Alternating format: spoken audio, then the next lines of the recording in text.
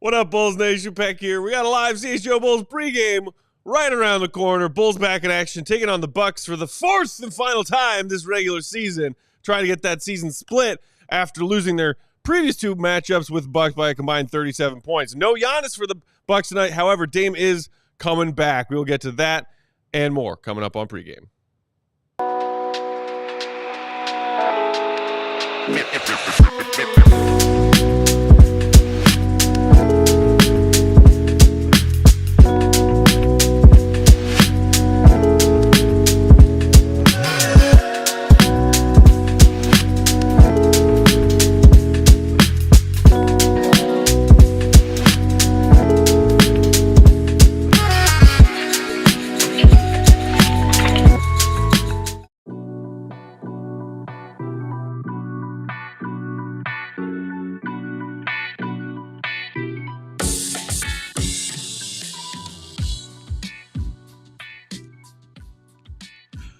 What's going on, Bulls Nation? Welcome in to CHGO Bulls pregame, presented by Coors Light. Grab yourself a nice cold one. I'm Peck, Bulls_Peck. That is Big Dave. Bam! BAWL Sports, coming to you live from our studios here in West Loop, downtown Chicago, with our queen of the controls, one and only Katie Duffy. She's in there. What up, Kate? Hey. Hi. Hey. We back, baby. Back. Is that a face? Look at him. Hi, y'all. Missed y'all. You take in the greatness Hello. of Matt Peck being back in the chair for y'all, ladies and gentlemen. You wanted yelling. You wanted hat throws. You wanted hot takes. You wanted all of that. He is back in the building, back to give you what you need, and back for all of y'all. Welcome back, Matthew Peck. Hey. It's good to see you, Glad man. to be back. Thank you for pretending that people in the chat and people who tune into our show missed me at all while I was elsewhere for their previous two games. Shout out to my pal, our pal, C-Red Fred, for joining in on the fun on that game on the 23rd. Mm-hmm. I hope he behaved himself. He did. In front of Uncle Will. Katie, didn't he behave himself?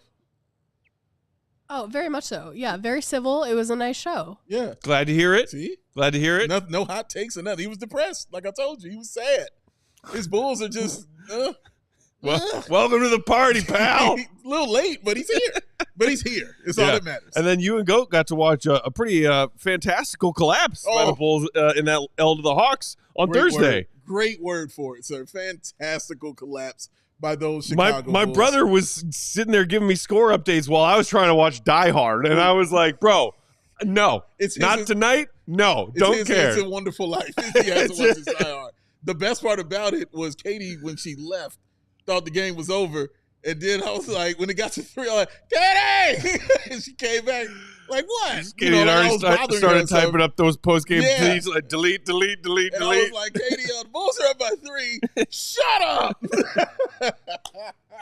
She was not happy. Hey, we got a birthday in the chat here. We got a birthday in the chat? Shout out to Anthony. Hey! 35th birthday. 35th birthday, fellas. Drinking a cold brew, hoping for a Bulls WC red. Happy birthday to you, Anthony. Yes. 35. 35 is a great year. Drinking a cold brew. I hope not like cold brew tea or coffee, but an actual cold brew.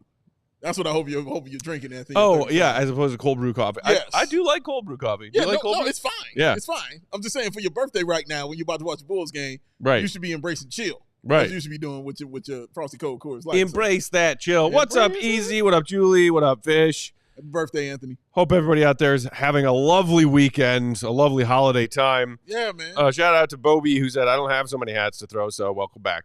Y'all, I mean, no one's stopping you from getting yourself a hat collection and then throwing those hats however and whenever you feel like it. He's right. Although I am like itching because I'm behaved around my family, in particular my nieces. I got to set a good example. Okay. No hat throwing. Good. For 6 whole days, I threw 0 hats. Yeah. I had them stolen from me several times. It's a fun game they love to play. Steal Uncle Matt's hat. Well, see, the good thing, Matt, about the Bulls and other Chicago sports not being so great right now is your nieces have yet to see you fully invested. That's true. In a team yet. I worry about when that day comes. Oh, man, that's going to be I don't want them to see that side of me. It's coming. It's going to happen, man. I mean, we got to get ready for it. But it's good that it's happening while they're young. Yeah. You know what I'm saying? While they still have a little innocence in them. Yeah. Because once these teams start getting to that level, Innocence will be out the window with the remote controls. Matt will be throwing out of that joint too. I got to say, my brother-in-law took my older niece to her first Rockets game last night. Okay. They're based in Houston. And they lost a dramatic one. Edwards hit a game-winning three with like 20 seconds left or whatever. Pretty entertaining for her first game. And I'm like, I don't know if I should object to that. My brother-in-law was like, I'm taking EJ to her first Rockets game. I'm like, but she's a bull. You know what? I don't know if I want that pain in her life. Fair. I mean, but that's the team. Rockets are a fun, young, up-and-coming team. They are. They're third in the West right now. They are on a wonderful trajectory. Yeah. I'm like, do I still hang on and fight to make sure that my nieces are Bulls fans? Because, like, what kind of life is this? I think you let them you said it before them and you let them make their own decisions, Yeah. Because luckily they don't live here, so they'll be looking at those Houston Rockets games and seeing stuff like that. It might, gravitate towards the youth of the Houston Rockets team. So it could happen, or they could just say, Uncle Matt loves the Bulls. We love the Bulls. Yeah. But you got to let them make their own decision. I mean, it's, we put them to bed at halftime of that pathetic excuse for a Bears game. Oh, my God. Halftime score 6-3. We missed all of it. Woke up the next morning. They were like, what did we miss? We were like, literally nothing. We missed all of it. Ended 6-3. Don't be a Bears fan, my adorable niece. Run away from this. Run away, You don't want this pain. Run away, child. Shout out to Azamate, who said, I stay away from drinking while watching the Bulls or else I'd become an alcoholic. Well, it's good to be self-aware. Yeah. Whatever it is. Whatever you use to treat your inside wounds as a Bulls fan or as an anything fan. Inside wounds. Yeah. Yes. It's the great line from Nick Miller. Shout out New Girl. You treat outside wounds with rubbing alcohol. You treat inside wounds with drinking alcohol. That shout out New Girl. What a great show. Sports fans. I mean, that's certainly. I've you treat it a lot. Self-medicated plenty. Yeah, a lot of treatment going on right there. Kimberly pointing out, what's up, Kimberly? In the comments, questionable earlier today. That would help with so there is an update there. We can actually just knock that out now, as well as who's in, who's out before we get to some other stuff. Io was downgraded from questionable to not only out tonight, but the Bulls issued an official injury report for Io saying that he will be reevaluated in 10 days, Dave, after sustaining a calf strain in that loss to the Bucks back on December 23rd. So not great news, but hopefully if it's a reevaluated in 10 days, Io has always proven throughout this point of his career that he bounces back from injuries pretty quickly. He does, man. Io's just done everything right. You know what I mean? Says everything right. And usually when he gets injured, he's usually right back on the floor as soon as possible. If it's taking 10 days to evaluate, I'm cool with that. That's fine. You just want him at his healthiest when he's on the court. There's no point of him playing with any kind of injury and trying to, go out there and stress himself even further. We're going to need you, at your 100%. So even if you want to take 14, it's okay with me. Mm-hmm. But, yeah, I want Io at his healthiest. He is very, very important to the Bulls, and we just love him, period. Right. But he is very important to the Bulls offensively and defensively, whether he's starting, whether he's coming off the bench. We know the numbers. We've seen what he does. We know how incredible he's been for this organization so far. So, yes, it's okay. You don't want to see him hurt. It's not something that we are advocating for. We don't want to see Io hurt, but obviously it's an injury if Io is telling you that he's going to be out. Right. So hopefully Io is back after that 10-day evaluation and rest period. Also, Jalen Smith tried to give it a go. He was active in pregame warmups, but he gets a late scratch. Still dealing with that ankle that's been bothering him on and off this season. Mm-hmm. So those are your two out for the Bulls tonight, whereas Josh Giddey, Modest, and Lonzo, all of whom were on the injury report. Lonzo and Modest fighting an illness. Giddey with that same ankle of his have all been given the green light. All right. So your starters tonight are Giddey, Kobe, Zach, Patrick, and Vooch. And I mean, like, we had Dalen in the starting lineup the other night. And, like, seeing this lineup and talking about Io being out, and there is Patrick Williams back and healthy from his long absence. Yeah. It's like, are we ever going to get that answer to the question that we've talked about, which is like, hey, if Pat and Io are both healthy and ready to go, who's Billy giving that starting spot to? Yeah. Because I feel like with all the different injuries and illnesses and, like, this guy being out, that guy being out, I feel like we haven't gotten to the point where Billy has to answer that question for us yet. Yeah, and I think I'm know Billy's answer when we get to that point. I think when Io gets back is going to be Io. He's obviously trusted him more, has more trust in him more, and Patrick Williams has been playing like pure ass. So I would go with the dude that I trust more, who's actually thriving in any role I put him in, as opposed to the guy who is scared to jump and is scared of a basketball. Hey, man. So, I saw Pat had 12 points the other night. He did. Whopping 12. Whopping huge 12 points. Shout out to him. 2 points above his career I believe average. He had 9 in the first half. Like, yeah, man. But Patrick's been ridiculous, all right? It's what it is, all right? He's been disappointing and absolutely ridiculous and been at a level lower than what I think that we come to expect him to be, in my opinion. Like, he's been at a lower level than that. So, yeah, man, he's getting cardio out here. As a mate saying, Giddy and Lonzo back today, which is good. Just love seeing Zoe play, man. Agree. We'll always be happy to see Lonzo out there. That's a fact. And I believe it was our guy Joe Cowley at the Sun-Times who had that report a few days ago with a bit more detail on what the Bulls might be looking for in a Lonzo deal. Yeah. Because it was some second-round picks. A couple of seconds and an expiring. Yeah. You know, we were talking about, and Goat had pitched it maybe like, you can maybe take a player that has one additional year back in a Lonzo trade if you get good draft capital, assets for it in return. But according to Cowley and his intel and his sources, Bulls ain't looking to do that. So some playoff-bound team out there wants Lonzo Ball. Send us, a matching expiring contract and also give us some second-round draft capital because Lonzo could be a difference maker for a playoff team. Yeah, he absolutely can. Like, he's shown, first of all, he just needed to show that he could be healthy. That was step one. Check. Done. Second of all, can he still, be a contributor on the floor? Another check. So third of all, can he stay relatively healthy throughout the season? Yeah. And we're in that right now. So obviously he's been out, and the injuries that have happened have not really been lower extremity injuries. The one that he had, what was it? Was it the shoulder or a finger or something? I don't remember. But so the wrist. The wrist, right? Yes, that's what it was. From his awkward fall. Yes, and he had that wrapped up in tape and everything like that. Yeah, definitely the wrist. So, and they said that if he had kept playing on it, then it was going to be worse. So he had to take some time to pause, make sure the wrist would be okay. But he has shown that he is still valuable, that he could still contribute to a team. He is definitely, his three-point shooting's been okay. It started off great, but then it kind of fell off after the wrist injury, right? Which I think is playing into it. But defensively, he's still been a contributor. Billy still trusts him to be on the floor in the fourth quarter over guys like Josh Giddey and things like that, who I'll be watching definitely to see how he's treated in this game as well. So, yeah, he's still an important player for this Bulls team, which means if the Bulls are looking to trade him, he can still be an important player for any NBA team and a welcome contributor is what Lonzo Ball is. Not only what he does on the floor, Matt, but how he affects the guys off the floor as well, because he's a great teammate. Yeah, and one of those teams that have been reportedly asking around the league for talent to beef up their squad is these Milwaukee Bucks. Who, to their credit, after they started 2-8, I think. They did. They tore off a 6 or 7 game winning streak. They're now back above 500. They're 16-13, 5th in the East. Have started to get things together a little bit. Obviously, getting key players back helped, and now they've been out without Giannis and without Dame for this recent stretch of games. So for the Bucks tonight, Dame is active after a 4-game absence. He was dealing with a calf strain and an illness. Andre Jackson Jr. got to start, along with Chris Middleton, who they had on the injury report, just sort of managing his comeback, from the offseason ankle surgery.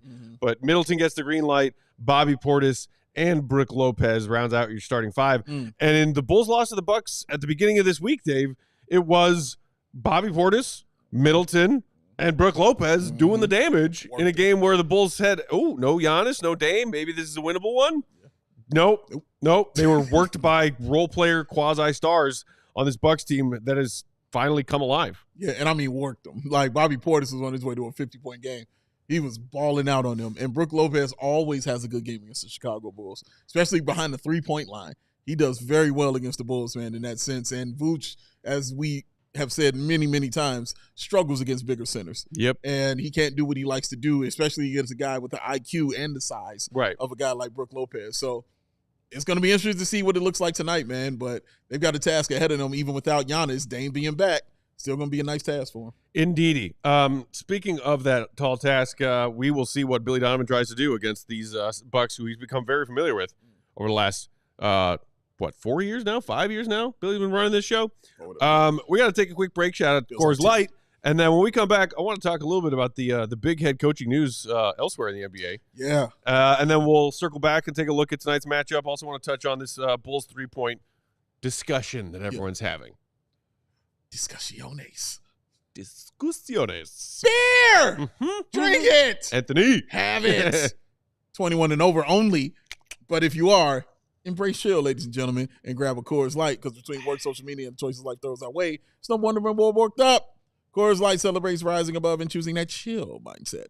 Why not turn that rained-out barbecue into the Will to Go Gottlieb and Will Purdue first annual karaoke house party winter edition? Or after a tough loss, settle scores with the ice cold peace offering. Make the choice to choose chill, then reach for a Coors Light. It's that Mountain Cold refreshment, because when the mountains turn blue, oh yes, you know what to do. Go lager, go filter, go package for a smooth finish. So when you embrace chill, time to crack open that Coors Light, that Mountain Cold refreshment that is crisp and refreshing as the Colorado Rockies. Yes. Make the most out of those times to choose chill, choose Coors Light. Get it delivered straight to your door via Instacart by going to CoorsLight.com/CHGO Basketball. That's CoorsLight.com/CHGO Basketball. Celebrate responsibly. Coors Brewing Company, Golden, Colorado. In your face. Bo Nix. Bo Nick all House. right. Even the Broncos have a winning record. What is going on? I mean, come on. Come on. Get a coach. Seriously. Speaking of coach, you know who has an interim one right now? Because it's the Sacramento Kings. It is the Sacramento Kings. The Kings. The Kongans. Big, shockwave news across the NBA a couple days ago when the Sacramento Kings fired their head coach, Mike Brown. And a lot of Bulls fans / Bears fans, when they heard the deets, were like, this sounds a little Eberflusy. Because the details of the reporting was that he had run a team practice that morning. He had met with the media after team practice, and then on his way to the team plane to go play their road game in L.A., he got word, actually, just kidding, don't get on that plane, you're fired. The Kings had lost their last 5 games before his firing. They had lost 12 of their last 17. Mm-hmm. And this was a Kings team that, after that huge, long drought, made noise as a 3rd seed in the West 2 years ago, make the playoffs for the first time in forever. They did. They falter a bit last season, end up losing in the play-in tournament, and obviously make a big move to bring DeMar DeRozan in on a sign and trade. It's a big move. Things haven't been going well. And Dave, credit to this dude, flex for my buddy. But like what was it? A couple days before this happened, 3 days before this happened, you were sitting over there to me saying like, hey man, like things ain't good in Sacramento, and De'Aaron Fox ain't happy, and Rich Paul's getting involved, and like something over there is about to change. I'm going down. And Mike Brown, a few days later, fired. Yeah, you can feel it coming. You kind of feel it in the air. Katie, you wanted to say something? I just wanted to say that I love that we are starting to use Eberflusy as an adjective. Like, I just think that's poetic. Eberflusy? It's true. Eberflusy. And you know what? Loosey-goosey, baby. Loosey-goosey. And you know what's funny? Like, when it happened to Eberflus, I was like, yeah, sure, great. He's ass. Get out. Allow it. Right. You know what I mean? I don't care. So what? Oh, it's not nice for him to go to the stand. I don't care. It's not nice for me to watch what I watched on Thanksgiving. Like, yeah, he stinks. But Mike Brown didn't deserve that. Mike Brown deserved more respect in how he was treated, because this is a coach of the year we're talking about. As you mentioned, took them to the playoffs for the first time in forever, had them in pure contention. At numbers-wise, as Will likes to tell me all the time, they were the best offense in NBA history. Numbers-wise, that was under Mike Brown. So he deserved better. And the players really, really liked him. And he deserved better. I'm not even against you firing your coach. You want to get a different direction. Like you said, 12 of 17. You're losing a lot. Things aren't going great. You might lose your best player. All of that stuff. I get it. But it's the way you did it with Mike Brown that just has me like, that ain't cool. And why people are like, oh, yeah, we forgot this franchise is really crappily run. Yeah. Not a word. But it's really crappily run, man. So, yeah, it was tough. And, you know, a lot of people pointing a finger at their chairman, Vivek Ranadive, and like other NBA coaches sounded off on their opinion that Mike Brown was done dirty. Yeah. And Steve Kerr had something to say about it. Mike Malone of the Nuggets. Yeah. He went off. He went off. It was like, phenomenal. I feel terrible for Mike Brown, but I am not surprised. Yeah. Because I used to work for that guy, and I was unceremonious, like no loyalty, no professionalism over there. Yeah. It's a joke. I saw this from a couple of Dave McMenamin tweets earlier today when De'Aaron Fox was talking to the media about Brown's dismissal and was asked if he felt awkward or guilty about it. Here was De'Aaron Fox's answer. I wouldn't use the word guilt. That's the nature of the job we have. Obviously, him signing his extension this summer, we thought we would be together a whole lot longer, but that's the decision they made. At the end of the day, too, he's still getting paid. Great part of being an NBA player, being an NBA coach, is those things can happen, but contracts are guaranteed. That, to me, sounds like a player who's like, he's still got his paper. Yeah. He'll be fine. Yeah. Yeah, but they still liked Mike Brown. Like, you're right. That's how they kind of sounded. Like, no, he's cool. He got his money. We'll see what happens. We don't know if we like him. They might like him as a person, but not like as a coach. Might be a different situation there. What are you feeling about? Well, no, I mean, I'm just curious, like, because you kind of saw the writing on the wall on this, and like, is it because De'Aaron Fox and then his agent, Rich Paul, started chirping that Mike Brown is now gone?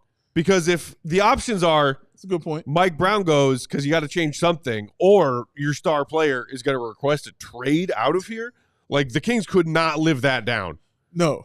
If you it might happen someday. Yeah. De'Aaron Fox might decide someday, hey, I've tried to be the best player on a winning team here in Sacramento, and it can't be done. You're absolutely right. If he requested a trade now, God, that's a bad look. No, it's a horrible look. And again, not for him, for the team. Yeah, of course. And again, when Rich Paul shows up for negotiations, it's some issues happening. There's something going on right now, and it ain't good. So, yeah, if it came down to that, Matt, and that was the decision they had to make, great. How they did it is all I'm talking about. Like how unceremoniously it was done for Mike Brown is what I don't like. He's going to have another job. I'll take him here in the Rose. But he'll have another gig. You know what I mean? That's going to happen for him. So I'm not concerned in that way, how he says it like that, like he's got the money, things like that. He'll be fine. Right. It's just the way it was done and the way it was presented. I just didn't like that. I tried to contact my guy, Matt George, who actually broke this. Yeah, shout out Matt George. Shout out to Locked on Kings. Locked on Kings. I contacted him, tried to get him to come on, talk real quick about it, but he was with the Kings at the G League. So he was with a G League game, or he would have came on and had some things to say. But I told him if he had a quote he wanted to drop on us, anything he wanted to say about it, because he was not pleased at all with how they happened and how it went down. So that's just an insight into how Sacramento is taking this and how, the media and the fans are kind of taking this. They like Mike Brown a lot, and it was just the way it was done. That's all. I don't think people would be as mad at the firing if it was done respectfully. Right. That's all. Fenwood's in the comments saying, Mike Brown to the Bulls? LOL. I mean, you just kind of jokingly said it under your breath, Dave. But so, of course, whenever a coach gets fired around the world, then there are almost always unhappy Chicago sports fans who are like, is it our turn yet? Is it our turn yet? And look, you and I are both aware that there is a significant faction of Bulls fans, Dave, who think that Billy Donovan is like at the center of a lot of this team's problems and has been since he took the job. The worst. I think you and I and Goat, for the most part, would disagree with that sentiment. Yeah, for the most part. Sure. He is not one of the best coaches in the league. We've all like publicly addressed that and acknowledged that. I don't also think he is the worst coach in the league, like some Bulls fans make him out to be. That's what the Bulls are in the middle. But so when it comes to, hey, Mike Brown just got fired, his team's 13-18. Hey, the Bulls are 13-18. Is Billy Donovan on a hot seat? No. I mean, any Bulls fan who thinks that right now, I think is not looking at the big picture, because no. Clearly. The only reason Billy Donovan, I think, would be on a hot seat right now is if he wanted his own seat to be hot, as he was trying to orchestrate a smooth way out of town, because he doesn't want to coach this team anymore. Now you're getting into the brain of Big Dave. There is no hot seat for Billy right now. None. Zero. None. Sorry to burst any of y'all's bubbles that may have been growing. Shout out Bubbles. Bubbles are fun. But no. There is zero temperature other than room temperature or colder. If you're asking us, is Billy Donovan's seat hot because a different NBA head coach with the exact same record just got fired? No. It is his choice. It is Billy Donovan's choice about how he wants to stay with the Bulls or how he wants to exit from the Bulls. So it is definitely his choice. I've definitely been on something about him getting on out of here since before the season started. I've been talking this. We'll see what it looks like when the season ends or as it goes on. But yeah, man, like it's on Billy. It's his decision. He is safe. He is fine. He is cool with everybody there. They love him. He's going to listen. If he was 13-30, it's still going to be cool for Billy Donovan. It's all right because they can say, well, this is the role we wanted to take anyway, things like that. So, yeah, man, Billy's fine. It's up to him and his decision if he wants to stay here or not. And that's where I come in because I don't think he wants to continue. And look, I mean, expectations in Sacramento are different than they are in Chicago currently. Yeah. And it sounds insane to say that. Because you're the Chicago freaking Bulls. Your expectations should always be go to the playoffs and win in the playoffs. We're the goddamn Bulls. But that's not the case. It hasn't been for a long time. And Sacramento, which used to be a laughingstock punching bag in this league, now has huge expectations because they have a homegrown star in De'Aaron Fox. They have made bold trades. Some people over there in Kings Nation are still yelling and crying about the Sabonis for Halliburton swap. Yeah.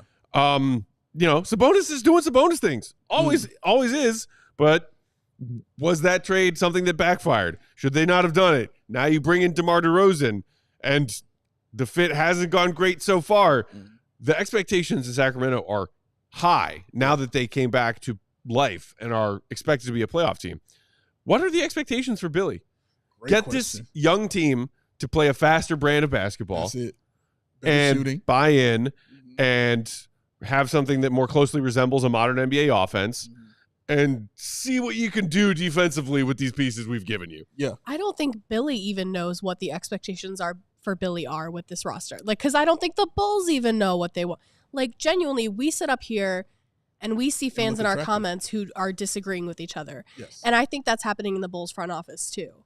I think there's a very clear, one section of the front office that knows that tanking is the way to go. But then I think you have people like Jerry and maybe even AK who are like, no, we could do play-in with this. So the idea that, expectations are a part of it, I think is so true. But Billy doesn't even know what the expectations are because his bosses don't know what the expectations are. It's so difficult. Correct. Very. I told you before I contacted Matt when I was talking to him, Matt George, and asked him if there was anything he wanted me to convey about this. And he says the Kings just made a horrible mistake firing Mike Brown. I mean, Mike Brown's a good coach, man. Horrible. Those are his words. Yeah. He's a good coach. Good coach. The dudes can coach. He can coach. He was just coach of the year a couple years ago. And so their solution, at least in the time being, is what? Doug Christie, right? Didn't they Doug Christie, yes. Promote him? Doug Christie. And he's been an assistant on the bench for a while, but he's a Kings lifer. Correct me if I'm wrong. I do not think he has any head coaching experience. No. So we'll see how that goes. I don't know if kicking Mike Brown out the door is going to fix what's ailing Sacramento. I don't think it will. I mean, and that's no disrespect to Doug Christie. He's being put in a really tough position because he's still being asked to win. Right. You know what I mean? They're not being asked to tank and lose. He's like, no, come in here and do better. It's like, hey, how would you like to go from being quarterback's coach to offensive coordinator to head coach in the span of 2 weeks? Well, who would do something crazy like that, man? Shout out McCaskies. Oh, my God. Y'all stink. Y'all stink. What are you doing to my teams? Julie said, I understand what Peck's saying. Still can't take Sacramento seriously as a team. Sorry. Don't apologize. I'm not going to blame you for that. I love the Cones, but Neil's don't apologize. saying Billy doesn't like rookies, but he loves chewing. Oh, hey, look. Billy the gum is back. Y'all need to get over this. Let the man chew gum. Why doesn't He's he not on the have sideline an shooting up heroin? Why is everyone so obsessed with the fact that the man likes to get out a little bit of his stress by chewing some gum? Let the man chew gum. Maybe he knocked it out before he walked out there, and the gum is keeping him cool. I don't know. We'll know. It's wild to me. Yeah. It's wild to me why Bulls fans are so obsessed with that. That's why he couldn't call a timeout in the fourth. So, I honestly, and I do think I did want to touch on this really quickly. The way that, as I mentioned just a second ago, that Billy has successfully changed this offense. Yeah. And I shout out to Go because he had some great words on it too in y'all's post game the other day. He did. That the Bulls' change offensively is drastic from what they had been doing for the last several years. One of the slowest teams to now one of the fastest. One of the lowest three-point volume shooting teams to one of the highest. Sure. And it's been up and down. Yeah. But it's, I think, been largely a success. Katie, if you want to throw those numbers up there, thank you. I was curious because it seemed like in the last week or two, Bulls fans and NBA fans everywhere have started to freak out about this whole three-point shooting thing. Okay. The league and the game is dying. It's terrible. Everybody's taking too many threes. It's broken. The Celtics ruined everything after the Warriors made threes cool. The Celtics and the Bulls and other teams taking this many threes is ruining it. Mm-hmm. And I was curious, trend-wise, if it has been a giant like seesaw or if it's been consistent. So October, small sample size of games, the Bulls shot 44.5 threes a game and hit 38% of them. That's incredible. November, 16 games that month. Their three-point attempts dipped, but only a little bit, 2 fewer a game. And three-point efficiency even went up half a percentage point. In 10 December games, so smaller sample size than November, there is now, you see, a somewhat significant uptick from November. They're taking almost 4 more threes per game in December than they did in November. And that efficiency has dropped 2.5 percentage points from 38.5 to 36. Ugh. But then look at wins and losses. Mm-hmm. Not, attempts basically the same. Within one attempt of each other in wins and losses, 43.5, 44.3. They shoot better, 39.3 when they win. They shoot worse, 36.2 when they lose. It's a numbers game. Yeah. The Bulls drastically changed what their numbers are this season as far as where these shots are coming from, where their points are coming from. And you can not like it if you want, but I think they are proving to us, Billy Donovan and his players, that they are sticking to this plan. Yeah. That they laid out. Yeah. And are executing it. To their credit, they're still a top 10 team in three-point efficiency, and they are a top 5 team in three-point volume. Like, that's what we were crying, or at least some of us were crying out for years. You are so far behind the times. Will you finally catch up? Yes. I don't care if it's not the prettiest, best version of the game, whatever. What the league is doing is why the league is doing it. Like, how much success did the Bulls have while they dragged their feet and refused to embrace the fact that three-point shooting had become such a huge part of this game? Yeah. Took him a while to get there. And of course, shout out General Patton also as well for the job he's done with those guys and turning them into better shooters. But it's an offense that fits them. It's an offense where they don't have to think. They just run, and they do. And those are always the most fun offenses to play in. Now, why they stink at fast breaks but are really good at transition, I still haven't figured out how you do that. That's really weird, but 3-on-1 breaks they struggle with, but transition team, they look awesome. But, yeah, as far as the shooting is concerned, and also in those numbers, Matt, I mean, I think you also factoring in guys like Josh Giddey, who had unreal shooting percentages in those first couple months, shooting like 50%, over 50%, I should say, from the three-point line. He was outstanding. Kobe White, not being in a slump, was shooting, really great percentages as well. Yeah. So, yeah, they had some things that worked for them that aren't working right now. Guys just simply aren't hitting their shots, and they're in a cold spell right now, man. And you saw it against the back-to-back games against Boston. Even though they won that first one, they didn't shoot great from that three-point line in that first game, and they really didn't shoot great in that second game that they played, in the game against the Bucks. Oh, my goodness. Clay, Trolley, and Bale. Yeah. It was tough. 10 of 48. Yeah, it was harsh. Yeah. You're going to have nights like that. Yeah, man. But, the Bulls have a night where they shoot 10 of 48 from 3, and it seems like all these Bulls fans are, like, crying out, like, oh, my God, enough with the three-pointer. Well, did they also, in the same week worth of games, have, a win over Boston where they shoot much better than Boston does behind the three-point line?